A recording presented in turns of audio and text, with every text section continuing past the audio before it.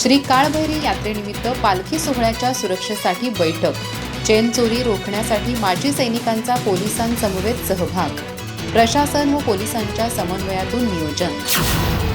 गडिंग्लज तालुक्यातील ग्रामदैवत श्री काळभैरी यांच्या यात्रेनिमित्त दिनांक 2 फेब्रुवारी रोजी होणाऱ्या पालखी सोहळा आणि 3 फेब्रुवारी रोजी यात्रेच्या पार्श्वभूमीवर सुरक्षेच्या दृष्टीनं नियोजन बैठक घेण्यात आली।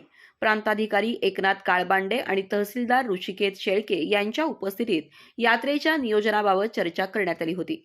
त्यानंतर पोलीस उपविभागीय अधिकारी रामदास इंगवले यांच्या सूचनेनुसार गडिंग्लज पोलीस ठाण्याचे पोलीस निरीक्षक अजय सिंधकर यांच्या मार्गदर्शनाखाली आजी माजी सैनिक तालुका वेलफेअर असोसिएशन संचलित जय जवान जय किसान फाउंडेशन गडिंग्लजच्या पदाधिकाऱ्यांसमवेत स्वतंत्र बैठक घेण्यात आली।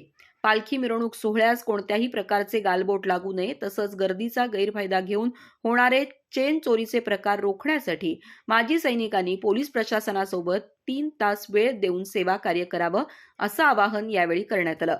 यात्रेच्या काळात शिस्त, सुरक्षितता आणि भक्तांची गैरसोय होऊ नये यासाठी सर्वांनी समन्वयानं काम करण्यावर भर देण्यात आला।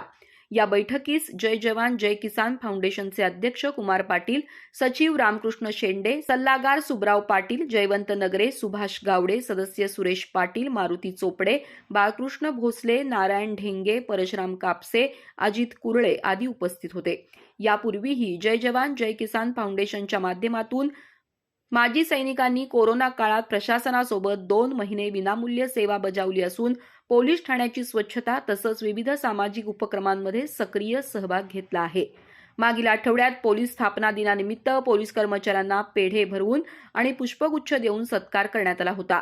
या सर्व उपक्रमांमुळे माजी सैनिकांची सामाजिक बांधिलकी अधोरेखित होत असून श्री काळभैरी यात्रेसाठीही ते सज्ज असल्याचं चित्र आहे। अधिक माहिती आणि ताज्या घडामोडींसाठी आजच आमचे चॅनल सबस्क्राइब करा।